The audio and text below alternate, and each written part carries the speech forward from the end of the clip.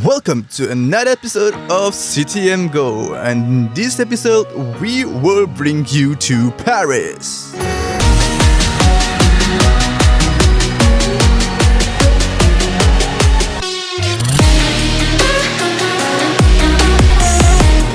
We landed in Paris in late November and went straight out. No rest and no sitting around, straight out. It has just stopped raining when we arrived at the Champs-Élysées, so the street was still wet, and honestly, that made everything look even more cinematic. The Christmas light reflecting off the wet ground, the trees all lit up along the whole avenue. Generally looks like a movie set, except it was real, and we were actually there. The Champs-Élysées is basically Orchard if Orchard had housemen, architecture, and people weren't rushing to catch the last MRT. Louis Vuitton flagship right there on the street, like it's just a normal shop. And somewhere in the back of my head, I'm thinking, okay, Paris is not playing around.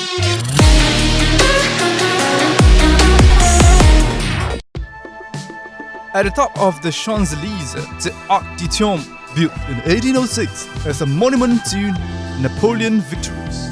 Now, the arc sits at the center of a roundabout where 12 roads merge. 12. And when we were there, all the cars were moving slowly, which somehow made it even more surreal, like this grand historic monument just chilling in the middle of a very civilized traffic jam.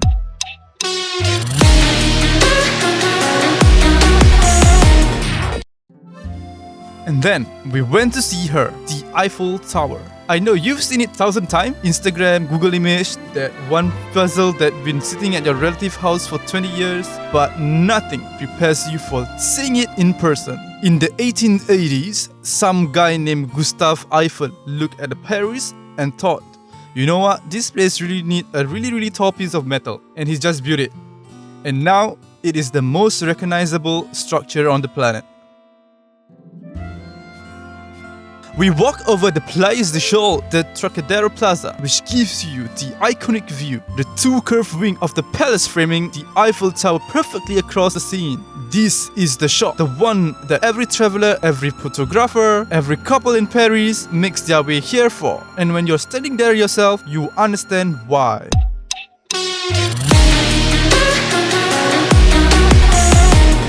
Day 2 brought us to the Louvre, one of the most famous museums in the world. Even if you're not going inside, just being in the ground itself is already an experience. The building itself is an 800-year-old royal palace, and right in the middle of the courtyard, they placed a massive glass pyramid. We explored the outdoor compound, the courtyard, the plaza around the pyramid, and right there in the middle, the statue of Louis on a horseback. Just the exterior alone gives us so much to look at. If you do plan to go inside, allocate a full day. The Louvre has over 35,000 works. People have tried to rush it, people have failed. Don't be those people.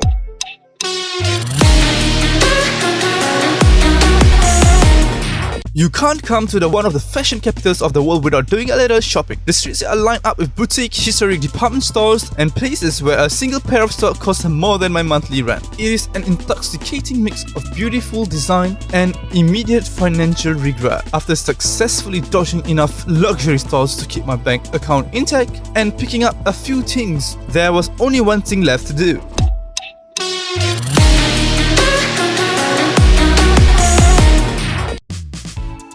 And we close out Paris the right way. Dinner at the burger stand. Not a Michelin star restaurant, not a fancy shop, a burger stand. Black and white branding, no frills, very street, very my kind of place. After walking for 2 days straight until your legs want to file a formal complaint, sometimes all you need is a proper burger. And this one delivered. Simple, solid, good. A very nice way to end Paris.